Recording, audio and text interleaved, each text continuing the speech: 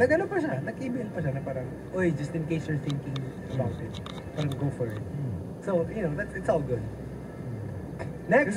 Next! No, Ito na, next! No, I was just saying na that's pretty normal. Kasi, like kunwari, meron akong kakilalang isang RX DJ. Ay! Sige nga. Meron akong kakilalang isang RX DJ na parang,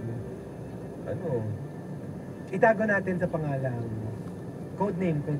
Bay. Bay. The day of Bay. The Day of Bay. The day of Bay. Sa show na itago natin sa pangalang Rameli Verve. Nakasama si Bexy. Bexy of the... Nagtago pa na. Oh, hindi. Hindi kasi susunod eh. Basta parang, should I be saying this one? Alam mo yun, lately, bigla parang, should I be saying this on air? Anyway, it's a long time ago. It's tapos na rin eh.